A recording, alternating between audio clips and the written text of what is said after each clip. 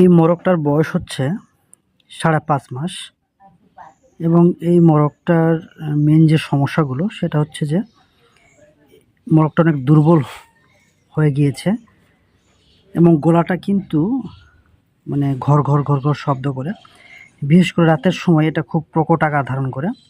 এবং একটা বিষয় হলো যে মুরগিটার চোখটা মনে হচ্ছে যে দেখেন কী অবস্থা, নিভু নিভু একটা ভাব।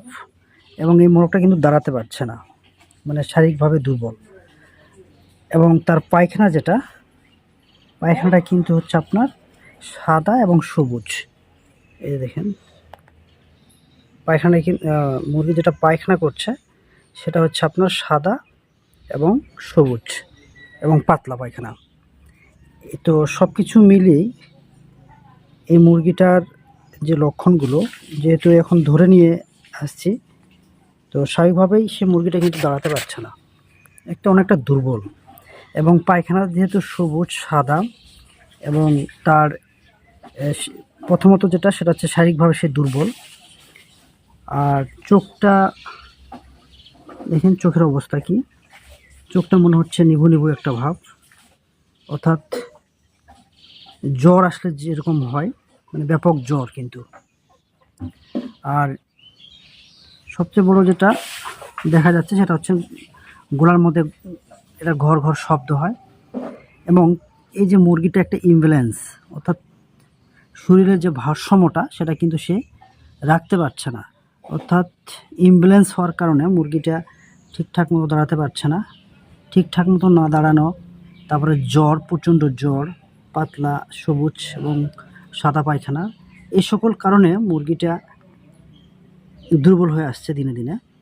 পাশাপাশি হচ্ছে এটা একটা মোরগ, যেহেতু বয়সটা বলছিলাম 5.5 মাস, এবং এর যে লক্ষণগুলো আমরা দেখতে পাচ্ছি, যখন মুরগিটা ছিল খামারে আমি এটা নিয়ে আসছি এখানে, তো প্রত্যেকটা লক্ষণ ধরে আমার কাছে মনে হয়েছে এটা রানীক্ষেতের একটা লক্ষণ। রানীক্ষেত হলে আমরা জানি যে 3টা সিস্টেমকে আক্রান্ত করে, অর্থাৎ রানীক্ষেতের যে ভাইরাসটা সেটা শরীরের 3টা সিস্টেমকে সবচেয়ে বেশি আঘাত করে। সেটা হচ্ছে 1 নম্বর হচ্ছে নার্ভাস সিস্টেম, অর্থাৎ স্নায়ুতন্ত্র। 2 নম্বর হচ্ছে পরিপাকতন্ত্র। 3 নম্বর হচ্ছে শ্বাসতন্ত্র। তো এই 3টা সিস্টেম যখন আপনার আক্রমণ করে, তখন সে মুরগিকে বাঁচানোটা অনেক কঠিন হয়ে যায়। বিশেষ করে হচ্ছে পরিপাকতন্ত্র, শ্বাসতন্ত্র এবং স্নায়ুতন্ত্র বা নার্ভাস সিস্টেম। তো যখন নার্ভাস সিস্টেমটা যখন হয় আক্রমণ করে রানীক্ষেত এর ভাইরাসটা, তখন কিন্তু মুরগিটা প্যারালাইসিস হয়, ইমব্যালেন্স হয়ে যায় এবং সে কোন দিকে হাঁটবে সেটা কিন্তু বুঝতে পারবে না। দেখেন মুরগিটা কিন্তু বসে গেছে, একে আমি ছেড়ে দিয়েছি, দেখেন এ কিন্তু উঠতে পারছে না, দাঁড়াতে পারতেছে না। তার মানে হচ্ছে ইমব্যালেন্স একটা পর্যায়ে আছে। এবং সে কিন্তু দেখেন হাঁটুতে ভর করে কিন্তু সে কিন্তু দাঁড়ায় আছে, এবং হাঁটুতে সে ভর করে কিন্তু দাঁড়ানোর কারণে সে কিন্তু উঠতে পারছে না। আর শব্দটা তো কিছুক্ষণ আগে হয়তো আপনারা দেখতে পাইছেন কিনা বা শুনতে পাইছেন কিনা, এটা ঘর ঘর একটা শব্দ কিন্তু গলা থেকে বের হচ্ছে। তো এই যে এই ধরনের লক্ষণ যদি আপনাদের কাছে যদি চোখে পড়ে আপনার মুরগিতে, তাহলে আপনি ধরে নেবেন যে রানীক্ষেত। তার রানীক্ষেতের আসলে সঠিক চিকিৎসাটা কি, এর সঠিক চিকিৎসা যদি আমরা তখনই দিতে পারবো যখন আমরা ধরতে পারবো যে আসলে এটা রানীক্ষেত। তো এক্ষেত্রে আমরা যেটা দিই সেটা হচ্ছে লিভোফ্লক্সাসিন, সাথে অ্যামোক্সিসিলিন, তার সাথে হচ্ছে কিডনি টনিক। এবং যেহেতু এখানে নার্ভাস সিস্টেমটার উপর বেশি প্রভাব ফেলে, এই জন্য একটা B complex, B1, B2, B6 এবং B12, এই ওষুধগুলো মানে বি কমপ্লেক্সটা দিই।